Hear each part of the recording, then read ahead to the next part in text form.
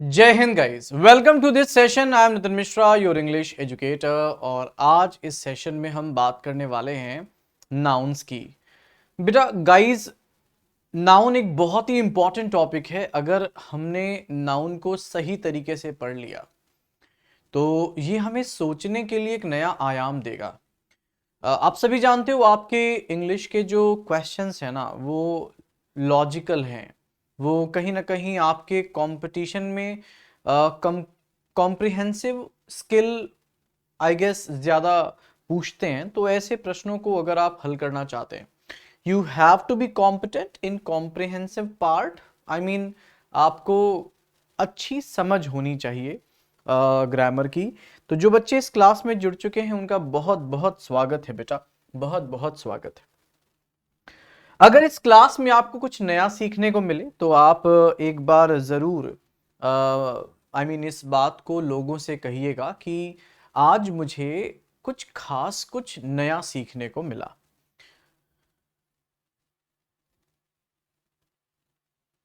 सभी को क्लियर है? चलो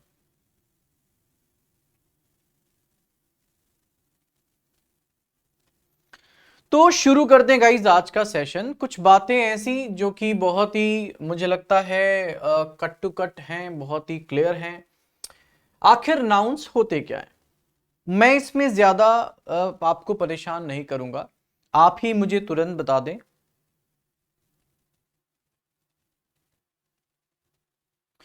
गाइज आप ही मुझे बताओ कि आपको क्या लगता है नाउन आखिर किसे कहते हैं? सभी लोग एक बार प्रयास करो और मुझे बताओ।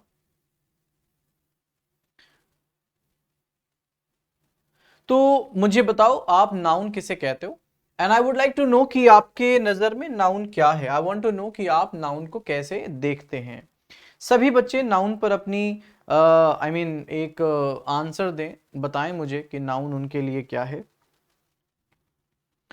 तो गाइज बात करते हैं नाउन। तो ये वो परिभाषा है जो कि आपको किताबों में देखने को मिलती होगी कि किसी व्यक्ति, वस्तु, स्थान, गुण, कार्य या अवस्था, व्यक्ति, वस्तु, स्थान, गुण, कार्य या अवस्था के नाम को नाउन यानी संज्ञा कहा जाता है। A noun is a word used as a name. A noun is a word used as a name, name of a person, name of a place, name of a thing, or maybe probably quality, action, state, इन सभी का नाम noun है। सभी को clear है? अब guys noun के प्रकार की बात करें तो ये भी आप सभी जानते हो कि प्रॉपर नाउन सबसे पहला प्रकार है। ये व्यक्तिवाचक नाउन है, संज्ञा है, जो किसी व्यक्ति का, वस्तु का, स्थान का व्यक्तिवाचक नाउन है। कॉमन नाउन उस व्यक्ति के जाति का बोध कराता है। अगर आप इसे इस तरह से देखें तो मैं, शायद आप मेरा नाम जानते, नितिन मिश्रा मेरा नाम है, और मैं जिस जाति से बिलोंग करता हूं वह है शिक्षक। तो शिक्षक मेरी जाति का नाम है और मेरा व्यक्तिगत नाम नितिन मिश्रा है। समूह, कलेक्टिव नाउन, समूहवाचक। Collective noun basically guys collection को बताता है, समूह को बताता है। मैं इंडिविजुअल हूं तो इसलिए समूहवाचक नाम मेरा नहीं है। मटीरियल नाउन द्रव्यवाचक यानी पदार्थवाचक, जो ठोस, द्रव, गैस अवस्था में पाए जाएं उन्हें पदार्थ कहते हैं और उनसे चीजें बनती हैं। कोई भी वस्तु जिस पदार्थ से चीज बनी है उसके नाम को, जैसे हमारा शरीर पंच तत्व से मिलकर बना है ना, आप जानते हो ना हमारा शरीर पंच तत्वों से मिलकर बना है। और ये पंच तत्व हमारे शरीर के लिए मटेरियल होंगे। अगर मैं अपने शरीर जिससे बने हैं उनके नाम बताऊं कि वायु, गगन, जल, पृथ्वी, सूर्य, ये हमारे अंदर 5 तत्व हैं। ये क्या हो जाएंगे? मटीरियल नाउन हो जाएंगे। एब्स्ट्रैक्ट नाउन, भावना का नाम, भाववाचक संज्ञा। जैसे अगर किसी के मन में प्रेम है, द्वेष है, लालच है, घृणा है, ये क्या है? ये सभी भाववाचक संज्ञा है।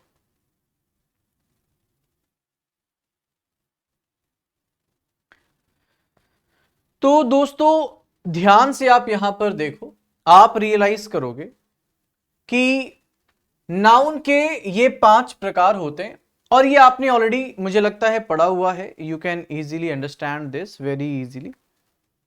लेकिन नाउन में जानने लायक जो बातें हैं, अब मैं आपको वो रख रहा हूं जिसको आपको समझना होगा। इट इज समथिंग जो मैं आपको समझाना चाहता हूं। नाउन को केवल इस नजर से देखना कि नाउन एक शब्द है। नाउन के साथ एक बहुत बड़ा अन्याय होगा, क्योंकि अगर मुझे मान लो किसी को नाम देना है ना, तो मैं ऐसे नाम दे सकता हूं, राम, प्रॉपर नाउन। मैंने किसी व्यक्ति को एक विशेष नाम दे दिया। चाहे तो मैं कह दूं कि दशरथ के सबसे बड़े बेटे, अब मुझे राम बोलने की जरूरत नहीं होगी। मैंने शायद राम का ही दूसरे प्रकार से आई गेस एड्रेस किया है, राम को दूसरे तरीके से एड्रेस किया है। या मैं कह दूं सीता मैया ने जिनसे विवाह किया, ये भी शायद उन्हीं का नाम है, वही सेम व्यक्ति। रावण का जिसने वध किया, ये वही नाम है। यानी नाम को कई तरीकों से उपयोग किया जा सकता है। चाहे आप कह दें नितिन मिश्रा, या आप कह दें जो हमें इंग्लिश पढ़ाते हैं, दोनों बातें कहीं ना कहीं सेम है। तो अगर आप इस बात को यहां पर देखो, फोकस पढ़ाई पे रखोगे गाइस, तो शायद आप सभी आज इस क्लास से कुछ ऐसी चीज लेकर जाओगे जो अनसीन है, जो ना किताबों में अवेलेबल है। ये बात तो आप भी जानते हो कि जिस तरह से, जिस तकनीकी से मैं आपको बताता हूं, जिस बारीकी से मैं आपको बताता हूं, आपको किसी किताबों में ऐसे कहीं मटेरियल में वो बातें नहीं मिलेगी। आपको एक सच्चा विद्यार्थी बनना चाहिए। मेरे क्लास में आप कलम और नोटबुक का सर्वाधिक इस्तेमाल करें। जो बातें मैं बताता हूं उसे नोट डाउन करें, और एक से अधिक बार मुझसे पूछा करें। मेरे वीडियोस को आपको एक से अधिक बार देखना होगा। आप अगर सोचते हो एक बार में देखकर आ जाए, इट्स नॉट दैट इजी। चलो, थैंक यू बेटा, थैंक यू। तो मैं कह रहा हूं कि याद रखो कि नाउन को आपने आज तक इस प्रकार पढ़ा है, लेकिन आज हम नाउन का एक अगला आयाम पढ़ेंगे। और अगला आयाम कैसे पढ़ेंगे? याद रखना कि एक टर्म है क्लॉज, और एक टर्म है फ्रेज, और एक टर्म है वर्ड। मैं इसे सही तरीके से आपके सामने रखने का प्रयास कर रहा हूं। अगर मैं सफल हो पाया तो ये मेरे लिए बहुत ही बेहतर होगा। मैं आपको दरअसल ये बताना चाहता हूं मेरे प्यारे मित्रों, मेरे प्यारे साथियों, कि जब कभी भी हम बात करते हैं, जब कभी भी बेटा हम बात करते हैं, I guess when we talk about anything related to, just a moment,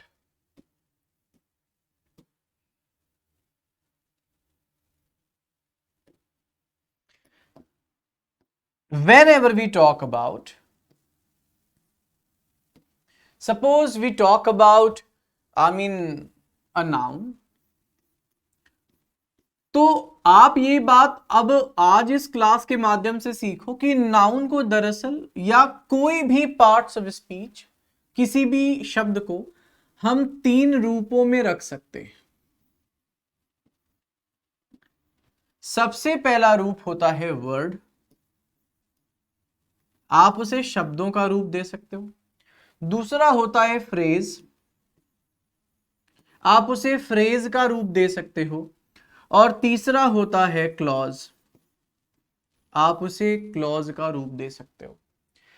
ना केवल नाउन को, आपके पास अगर कोई दूसरा शब्द है, जैसे वर्ब है, एडजेक्टिव है, मान लो एडवर्ब है, आप एडवर्ब शब्द इस्तेमाल कर सकते हो। फ्रेज भी हो सकता है, क्लॉज भी हो सकता है। Adjective word, adjective phrase, adjective clause.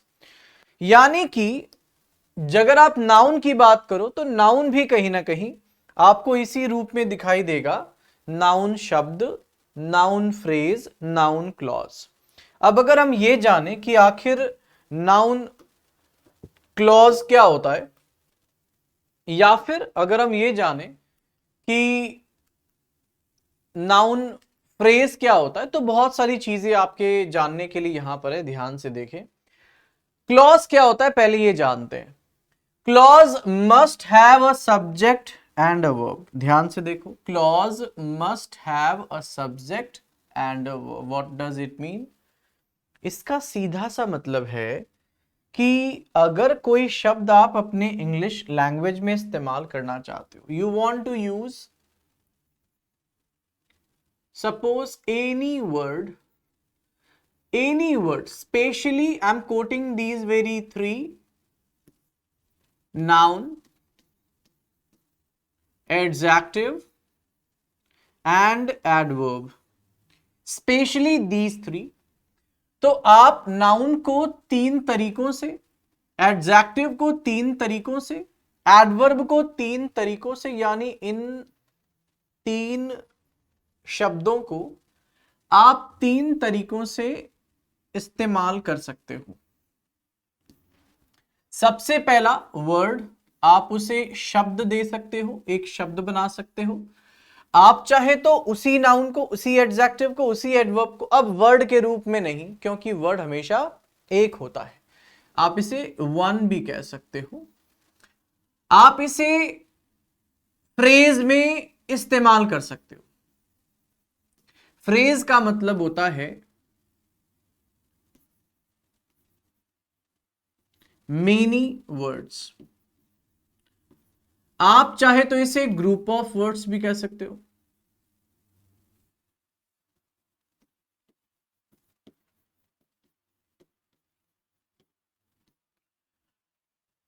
अब इसके अलावा तीसरा होता है क्लॉज। क्लॉज ये भी एक प्रकार का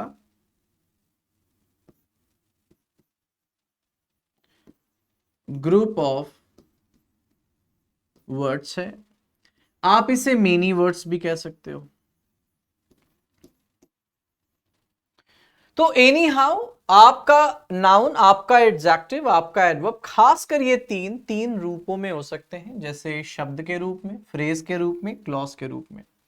शब्द हमेशा एक शब्द से बनता है, एक से अधिक शब्द होने पर या तो उसे हम फ्रेज कहेंगे या तो हम उसे क्लॉज कहेंगे। प्रश्न ये है कब क्लॉज कहेंगे, कब फ्रेज कहेंगे। तो आप इस बात को इस तरीके से देखो और सीखो कि अगर ग्रुप ऑफ वर्ड में सब्जेक्ट और वर्ब का पेयर नहीं है तो वो फ्रेज है, और अगर सब्जेक्ट और वर्ब का पेयर है तो वो क्लॉज है। अभी आपने शायद यही सीखा कि a clause must have a subject and a verb, यानी क्लॉज शब्दों का वह समूह है जिसमें एक सब्जेक्ट और एक वर्ब कम से कम होनी चाहिए। तो मैंने आपको कहानी जोड़ी। आज हम पढ़ रहे हैं नाउन।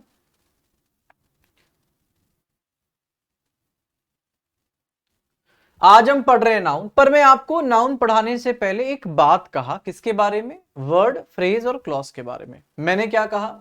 मैंने कहा चाहे नाउन हो, चाहे एडजेक्टिव हो, चाहे एडवर्ब हो, ये सभी अपने तीन मूल रूपों में होते हैं। नाउन शब्द हो सकता है, नाउन फ्रेज हो सकता है, नाउन क्लॉज हो सकता है। एडजेक्टिव शब्द हो सकता है, एडजेक्टिव फ्रेज हो सकता है, एडजेक्टिव क्लॉज हो सकता है। ऐसे ही एडवर्ब वर्ड हो सकता है, एडवर्ब फ्रेज हो सकता है, एडवर्ब क्लॉज हो सकता है। तो गाइज अगर आपने इस बात को समझ लिया कि okay sir I got your point, कि नाउन, एडजेक्टिव, एडवर्ब्स तीन रूपों में एग्जिस्ट करते हैं, एक शब्द के रूप में, एक फ्रेज के रूप में, क्लॉज के रूप में।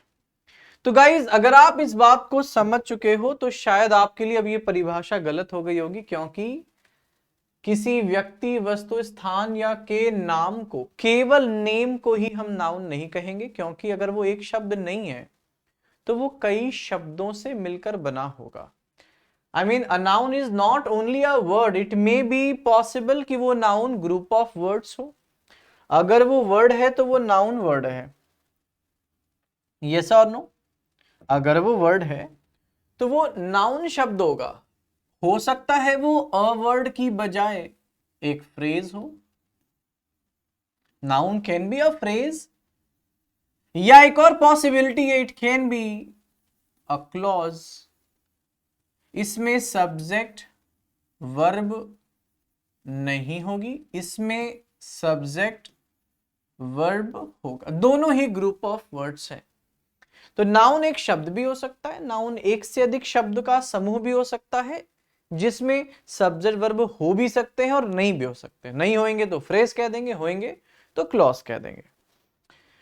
और अगर आप इस बात को समझ गए कि ओके सर, आपकी बात में समझा कि नाउन फ्रेज हो सकता है, क्लॉज हो सकता है, शब्द भी हो सकता है, तो अब आगे बढ़ते हैं कि क्लॉज को पहले समझते हैं कि कहां से नाउन क्लॉज को हम एसोसिएट कर रहे हैं। क्लॉज दो प्रकार के होते हैं, इंडिपेंडेंट क्लॉज, डिपेंडेंट क्लॉज, जिसको आप सबऑर्डिनेटिंग क्लॉज भी कहते हैं। और ये सबऑर्डिनेट क्लॉज तीन प्रकार का होता है, noun clause, adjective clause, adverbial clause. हम फिलहाल चूंकि नाउन के बारे में डिस्कशन कर रहे हैं, तो बेटा हम बात करेंगे आज इस क्लास में नाउन क्लॉज की। पहले हम नाउन क्लॉज के बारे में डिस्कशन करेंगे। तो आइए नाउन क्लॉज के बारे में डिस्कशन करते हैं। ये मैंने सिर्फ इसलिए दिखाया ताकि आप समझ पाए कि नाउन क्लॉज को हमने कहां से पिक किया। क्लॉज दो प्रकार के, इंडिपेंडेंट और डिपेंडेंट यानी सबऑर्डिनेटिव। सबऑर्डिनेटिव तीन प्रकार के होते हैं, नाउन, एडजेक्टिव, एडवर्ब। फिलहाल हम नाउन के बारे में बात कर रहे हैं। तो गाइस, चूंकि हम केवल नाउन के बारे में बात करें, I am just trying to zoom a little bit. यहां पर मैं चाहता हूं कि मैं थोड़ा इसे जूम इन कर दूं ताकि आप इसे समझ पाए क्या कह रहा है। पहले इसको देखते हैं, आप अगर नोट डाउन करोगे तो ये आपके लिए बहुत बेहतर होगा।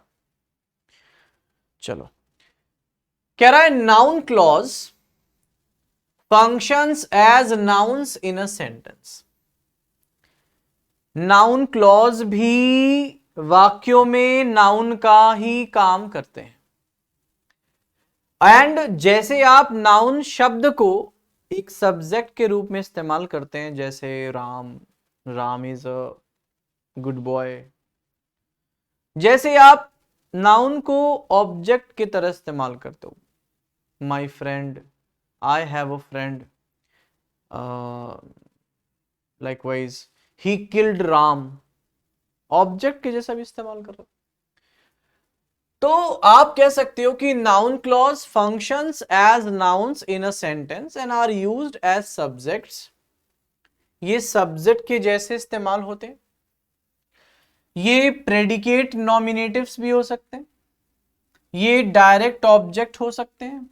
कौन? क्लॉज। नाउन का क्लॉज सब्जेक्ट हो सकता है, नाउन क्लॉज नॉमिनेटिव प्रेडिकेट हो सकता है, नाउन क्लॉज डायरेक्ट ऑब्जेक्ट हो सकता है, नाउन क्लॉज इनडायरेक्ट ऑब्जेक्ट हो सकता है, और noun clause object of preposition भी हो सकता है। ये सारे रोल प्ले करेगा।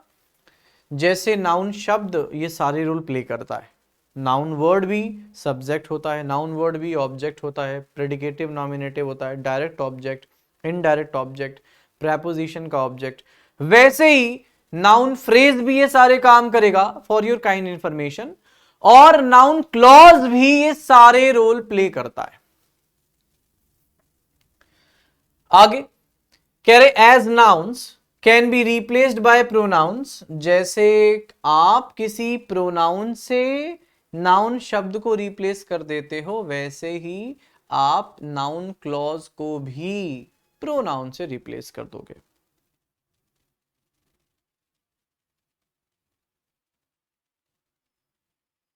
सभी को समझ आया?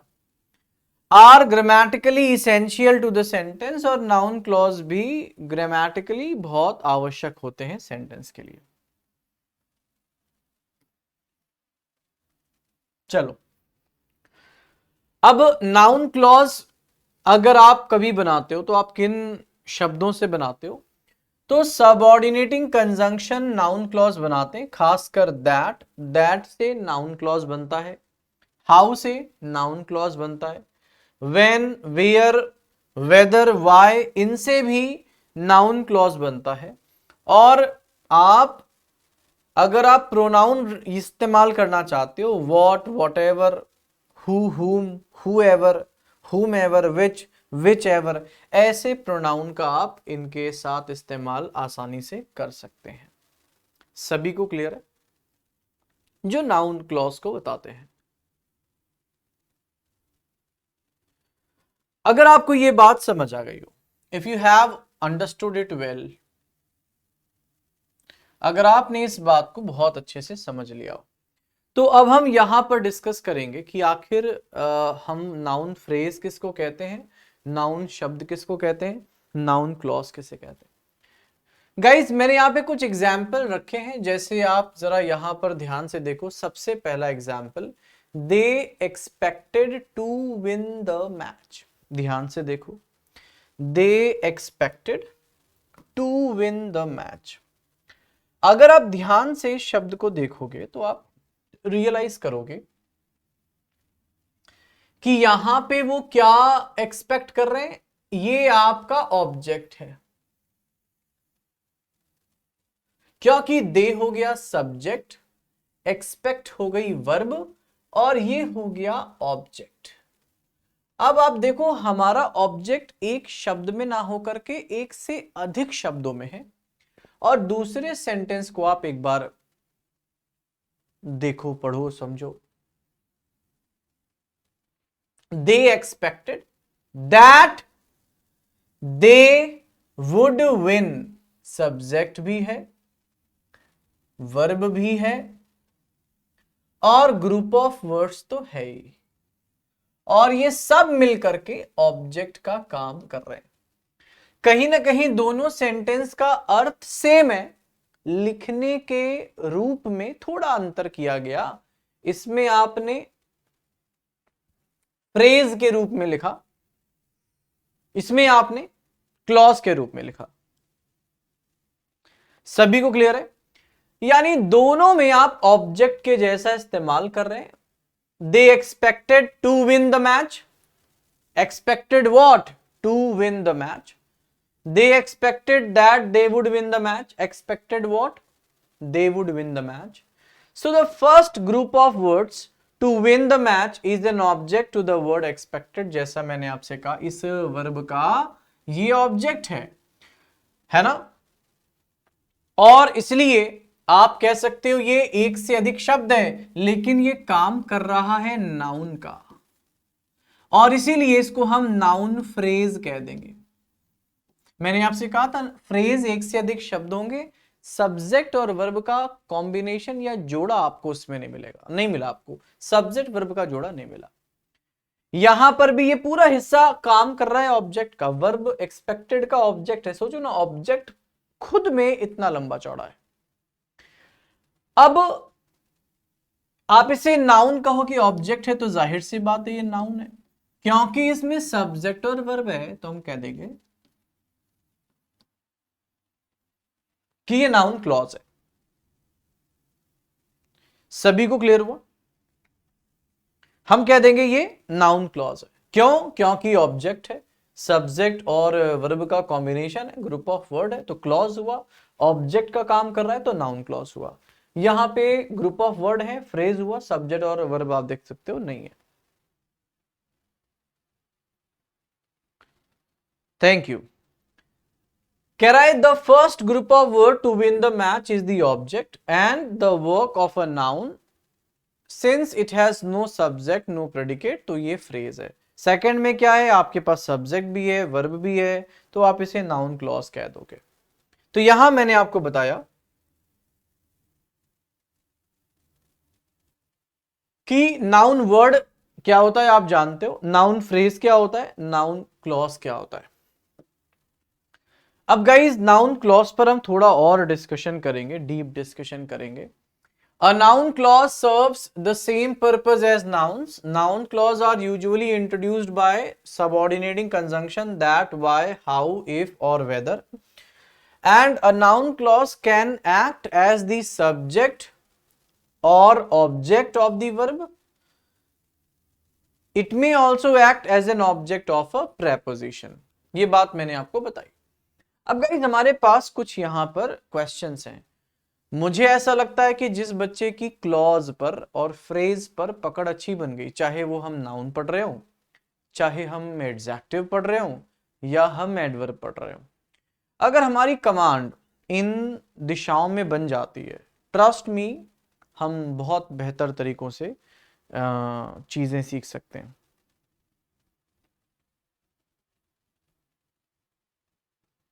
तो आई often wonder he is getting on. अब गाइस ध्यान से इस प्रश्न को देखो और आप मुझे बताओ इन 3 शब्दों में से कौन सा शब्द आपको यहां पे फिट होता हुआ दिखाई दे रहा है।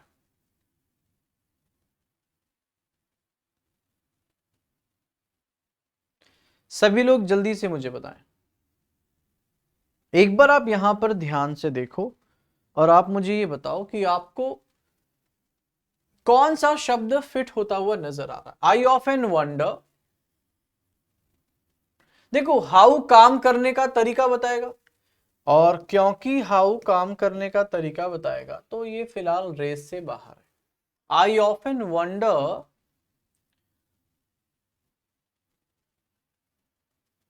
दो चॉइस बची है।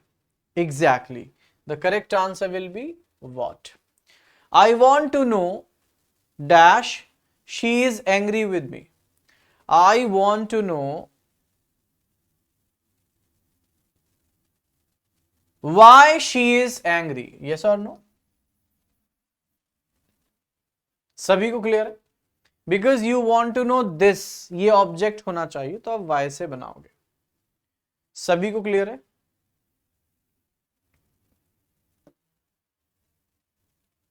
चलो, उम्मीद है आपको ये समझ आ गया होगा, बहुत क्लियरली आपको ये समझ भी आया होगा, है ना। चलो ध्यान से देखो बेटा। So okay, he asked me dash I knew his name if that unless, और यहां पर भी आपके पास चॉइस है, जल्दी से मुझे बताओ।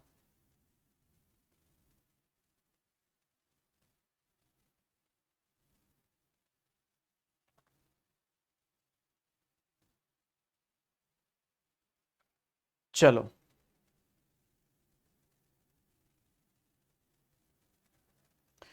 सो गाइस क्वेश्चन बहुत सिंपल है। क्वेश्चन कह रहा है ही आस्क्ड मी। अब आप जानते हो, अगर आपने नरेशन पढ़ा है तो आप इसका आंसर बहुत आसानी से निकाल लोगे कि सर इफ का इस्तेमाल होगा, है ना, क्योंकि नरेशन में भी जब इंटेरोगेटिव स्पीच होती है तो आस्क्ड के साथ हम कंजंक्शन इफ लगाते हैं। She said dash she would not come, obviously the answer will B that, the answer will B that. सभी को आया? अगला question guys, I feel dash I will fail, obviously correct answer हो जाएगा that. I thought dash she would arrive, दो में से option चुनिए बेटा, जल्दी बताएं क्या लगता है सही उत्तर क्या होगा। I thought dash she would arrive, I thought that she would arrive. आपको एक ऑब्जेक्ट बना, आपको केवल ये देखना है इस वर्ब के साथ ऑब्जेक्ट बनाने के लिए मैं इसको क्या इस्तेमाल करूं, क्योंकि आप ऑब्जेक्ट बना रहे हो सभी जगहों पर। अगला question, dash you should cheat me hurts, है ना।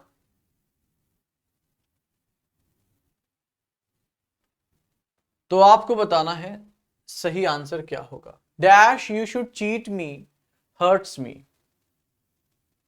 The answer will B that you should cheat me hurts me, कि तुम मुझे चीट करोगे ये बात मुझे चुभती है।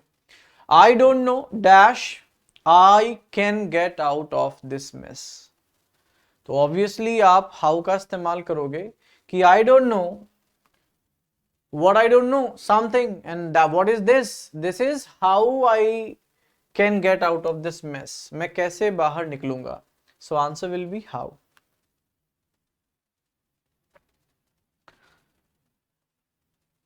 अगला question guys, I don't know dash he wants, so I don't know what he wants, यही बोलेंगे ना, I don't know what he wants. अगला क्वेश्चन है, I went to see dash had happened, so what had happened, सही हो जाएगा what had happened।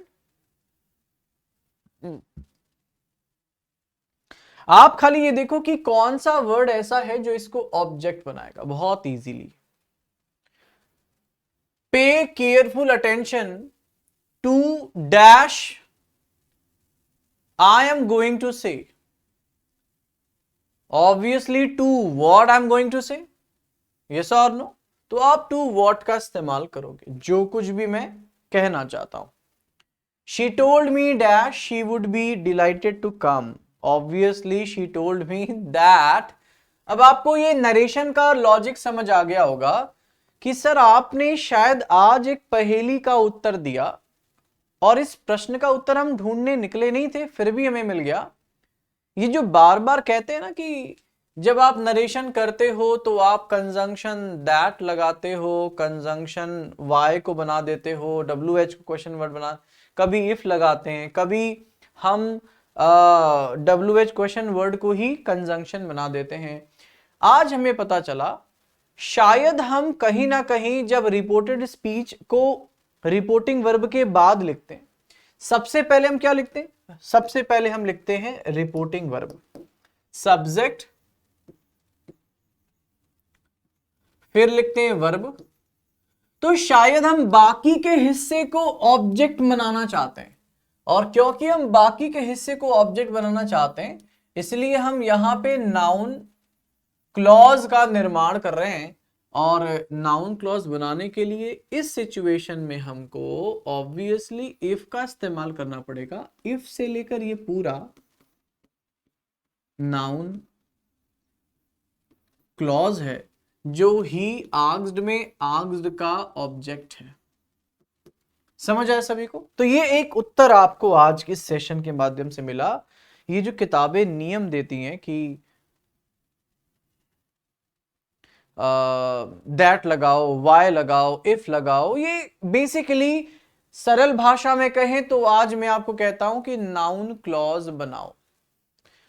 अब guys हम यहां पर अगर थोड़ी प्रैक्टिस कर लेंगे तो हमको भी ये सारे नियमों से बच जाएंगे। ये भी हो चुका था। अब गाइज नाउन फ्रेज में हमने कुछ बातें की, नाउन क्लॉज पर आते हैं। कह रहा है नाउन क्लॉज क्या होता है, आपने जानते हो कि भाई they expected to win the match, ये एक फ्रेज है, ये क्लॉज है जो शब्दों का समूह बिना सब्जेक्ट और वर्ब के कॉम्बिनेशन के हो फ्रेज कह देते हैं, और जिसमें सब्जेक्ट और वर्ब का कॉम्बिनेशन हो क्लॉज कह देते हैं। अब गाइज यहाँ पे थोड़ा सा आपको मैं कुछ एक्स्ट्रा कुछ आगे बता रहा हूं, ध्यान से सुनो। सब्स्टिट्यूट ईदर अ नाउन और अ नाउन फ्रेज और the noun clause in each of the following sentences. आपके पास यहां ढेर सारे सेंटेंसेस मैंने रखे हैं, आप सभी सेंटेंसेस में नाउन आइडेंटिफाई करें, आप सभी सेंटेंसेस में नाउन फ्रेज आइडेंटिफाई करें, नाउन क्लॉज आइडेंटिफाई करें। मैं चाहता हूं पहले तो आप नाउन वर्ड, नाउन फ्रेज और नाउन क्लॉज को अच्छे से समझ जाएं। तो पहला क्वेश्चन आपके सामने है, आप इसे पढ़ो और आप मुझे बताओ इसमें noun word, noun phrase, noun clause क्या लिखा है, आइडेंटिफाई करके मुझे बताओ।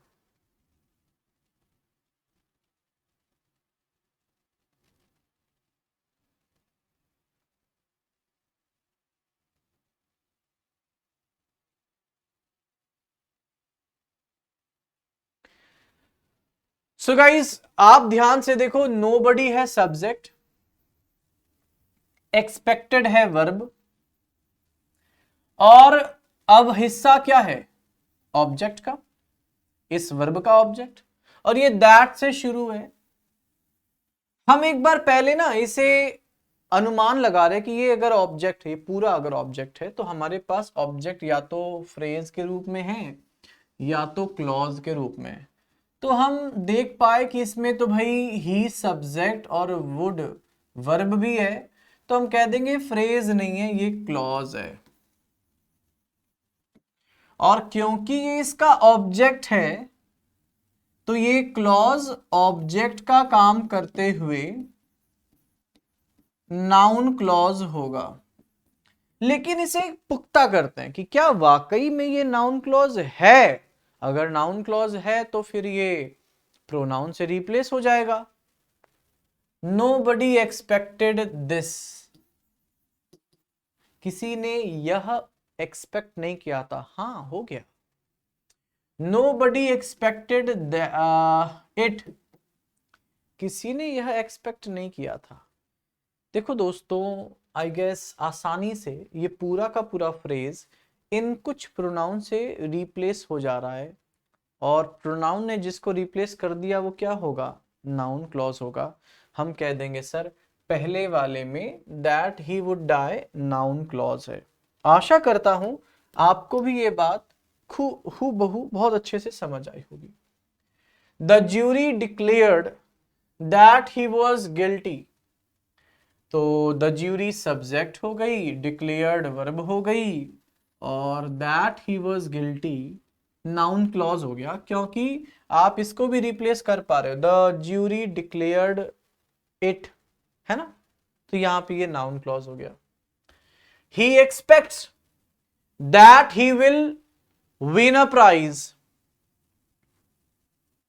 ही expects that he will win a prize, he expect this, तो ये भी क्या हो गया, नाउन क्लॉज हो गया।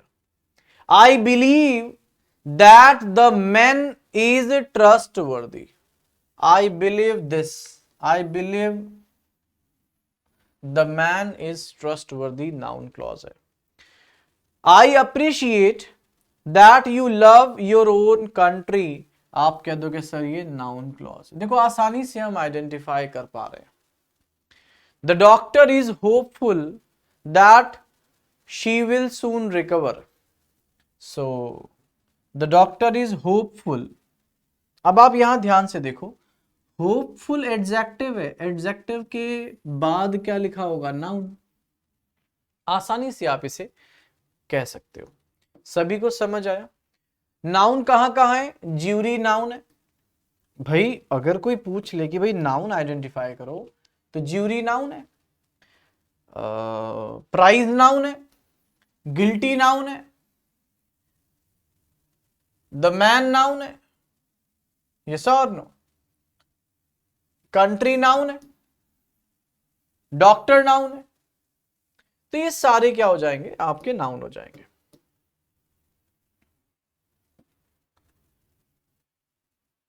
अब गाइस ध्यान से देखो कि यहां पर आपको कुछ और सेंटेंस मिल रहे हैं, जैसे his friends believed that he was innocent. तो अगर आप यहां ध्यान से देखोगे तो आप रियलाइज करोगे यहां पर हिज फ्रेंड्स जो है ना वो एक से अधिक शब्द है, तो ये फ्रेज हो गया, है ना। इसी प्रकार से अगर हम पीछे जाएं और ध्यान से देखें तो हमको ये ज्यूरी भी क्या मिल रहा है, फ्रेज मिल रहा है ना। Your country again is a phrase, adjective और नाउन साथ में है। और अ प्राइज अगेन एक फ्रेज है ना। और द डॉक्टर ये भी क्या है, एक फ्रेज है। और अगर आगे देखें तो that he should fail surprises me, तो दैट ही शुड फेल क्या है, सब्जेक्ट का काम कर रहा है, तो ये नाउन फ्रेज हो गया, नाउन क्लॉज हो गया। ये क्लॉज है, फ्रेज नहीं है। I hope that I shall reach there in time, so that I shall reach there in time, ये क्या है, क्लॉज है ना। और we expect that there will be an improvement, so again ये क्या है, क्लॉज है। तो आप देख पा रहे हो आप कैसे क्लॉज को आइडेंटिफाई करोगे। तो यहां पर कुछ कंक्लूजन निकले हैं कि noun clause which does work of a noun, जो कि एक नाउन का काम करता है, नाउन क्लॉज कहलाता है। एंड अगर हम इन सारे सेंटेंसेस को ध्यान से देखें, एक बार आप ध्यान से देखो कि he hopes to win the first prize, he hopes that he will win the first prize. तो यहां पे आपको फ्रेज मिल गया, यहां पे आपको क्लॉज मिल गया, है ना। सो आप यहां पर देख पा रहे हैं कि जब शब्दों का समूह हो, सब्जेक्ट वर्ब ना हो तो फ्रेज, सब्जेक्ट वर्ब हो तो वो क्लॉज हो जाता है। अब यहां पर ध्यान से देखें, in the following sentences replace the noun phrase by a noun clause. आपको क्या करना है, नाउन फ्रेज को आइडेंटिफाई करना है और नाउन क्लॉज से उसको रिप्लेस करना है। The time of his coming is known to me. The time of his coming is known to me. आप क्या इसको बदल सकते हो क्लॉज में? तो आप कह सकते हो कि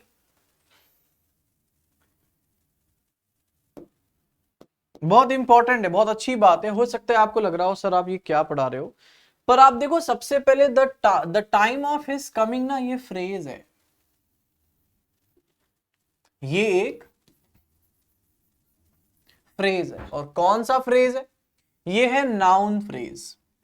क्यों noun phrase?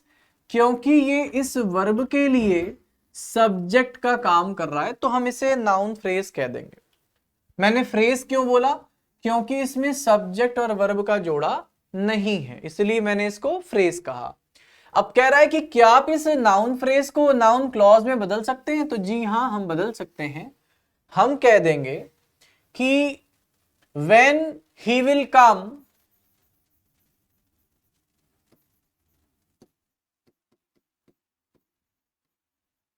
is known to me। मैंने इस पूरे हिस्से को एक ऐसे शब्दों के समूह में बदला जिसमें सब्जेक्ट और वर्ब भी शामिल हो, बन गया क्लॉज। और मैं कह दूंगा कि when he will come is known to me, वह कब आएगा ये मुझे पता है, यानी I know the time of his coming। तो गाइज इस तरीके से आप आसानी से समझ सकते हैं।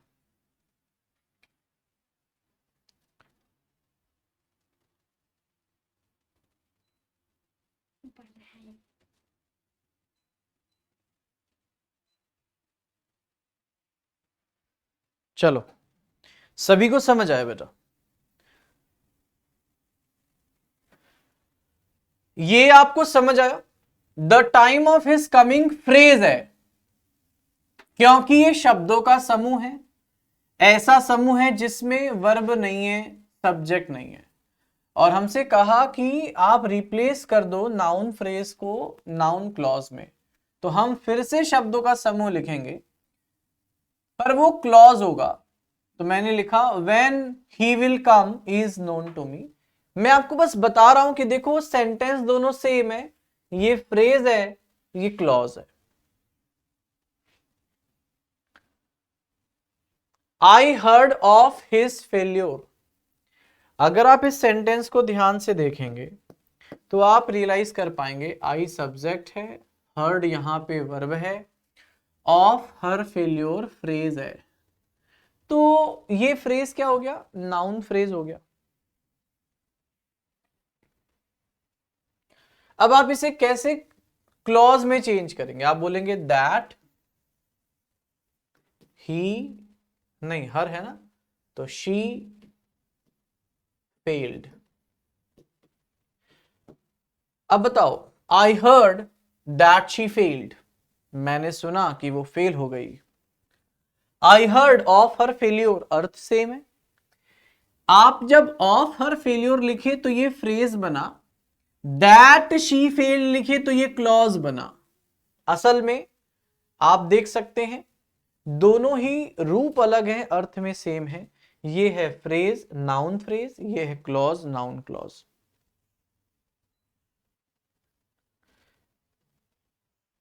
अगर आप में से किसी को भी ऐसा लगता है कि सर ये ना कठिन है, या सर ये मुझे समझ नहीं आया, तो मुझे लगता है कि आप बहुत जल्दी उम्मीद कर रहे हैं। आपको मैं वो चीजें पढ़ा रहा हूं जो चीजें आपको बचपन में पढ़ाई जानी चाहिए, आपको इतनी दिन बाद पढ़ाया जा रहा है। ये फ्रेज और क्लॉजेस क्लास 8 में आपको पता चल जाने चाहिए, पर आपने इतना दिन बाद इसे जाना है, तो फिर आप इसे ऐसी उम्मीद क्यों लगा रहे हैं कि ये एक पल में समझ आ जाएगा? It will take time, and it is normal.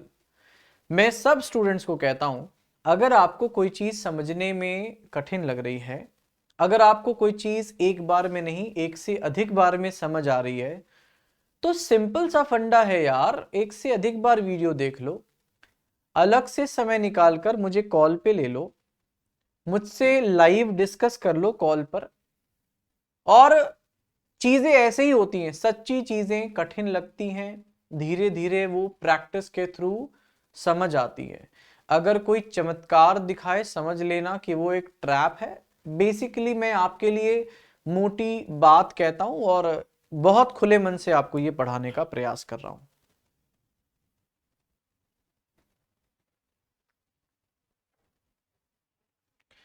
तो ये दोनों बातें सेम है, आप खाली देखो, एक से अधिक बार देखना। डरते क्यों हो बेटा? नहीं समझ आएगा, मैं दोबारा पढ़ाऊंगा। I heard of her failure को अर्थ में समझो, मैंने सुना उसके फेल होने के बारे में। मतलब अगर मैं फ्रेज में नहीं क्लॉज में बोलूं तो क्या बोलूंगा? मैंने सुना कि वो फेल हो गई, क्योंकि मुझे एक ऐसा शब्दों का समूह चाहिए जिसमें सब्जेक्ट भी हो वर्ब भी हो। ऐसे तो दोनों ही शब्दों के समूह है, इसमें देखो सब्जेक्ट वर्ब नहीं है इसलिए फ्रेज है, इसमें सब्जेक्ट वर्ब है तो क्लॉज हो गया। एक और question, the reason of his sudden disappearance is not known. अब गाइज आपको इस हिस्से को पहले पहचानना है। आप मुझे बताओ ये फ्रेज है कि क्लॉज है? देखते हैं क्या इसमें कहीं सब्जेक्ट और वर्ब का जोड़ा मिल रहा है? नहीं सर, इसमें तो सब्जेक्ट और वर्ब का पेयर तो है ही नहीं, हम कह देंगे ये फ्रेज है। अब क्योंकि ये फ्रेज है, हमको इस फ्रेज को क्लॉज में बदलना होगा।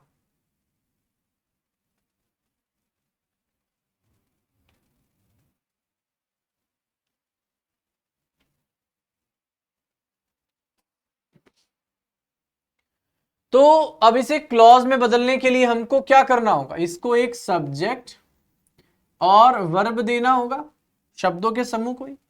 तो हम कह सकते हैं कि वाई ही सडनली डिसअपियर्ड। सोच के देखो, वाई से रीजन का भाव आया, why he suddenly disappeared is not known. और जब आपने लिखा वाई ही सडनली डिसअपियर्ड, तो ये भी शब्दों का समूह है, पर इसमें सब्जेक्ट और वर्ब दिए हैं, तो इसे हम क्लॉज कह देंगे। हमने फ्रेज को क्लॉज में बदल दिया।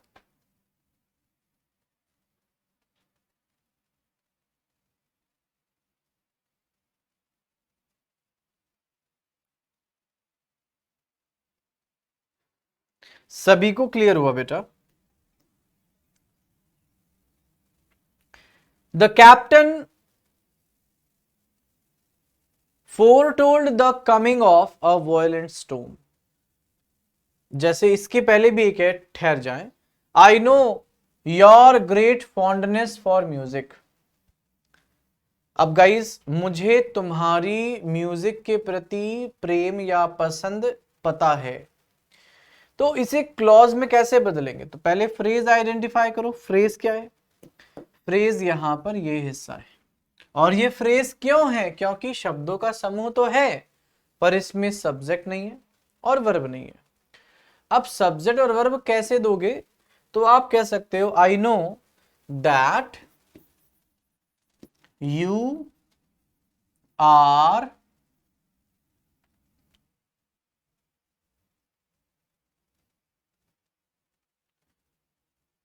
ग्रेटली फॉन्ड ऑफ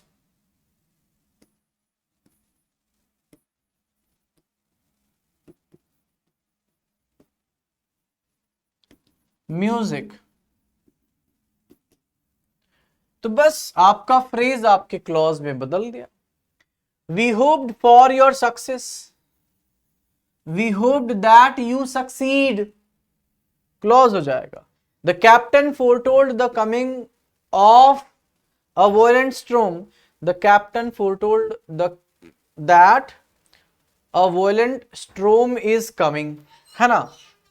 आप इस तरीके से इसको क्लॉज में बदल लोगे।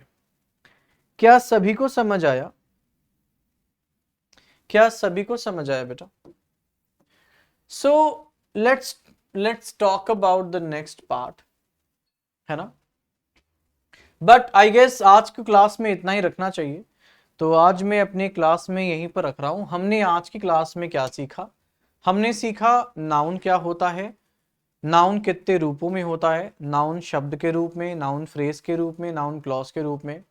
नाउन फ्रेज क्या होता है जाना, नाउन क्लॉज क्या होता है जाना। इवन हमने इन दोनों को आपस में इंटरचेंज करना या रिप्लेस करना, या आप कह सकते हो दोनों को अच्छे से हमने समझा। आने वाली क्लासेस में हम कुछ और बात करेंगे, नाउन पर एक बहुत गहरी चर्चा करेंगे। एंड फिलहाल इस क्लास में इतना ही। अगली क्लास में फिर मुलाकात करते हैं। Till then bye bye, take care guys, अपना ख्याल रखें, खूब मेहनत से पढ़ाई करें, सिलेक्शन लें एंड हम सबका नाम रोशन करें। जय हिंद, जय भारत गाइस।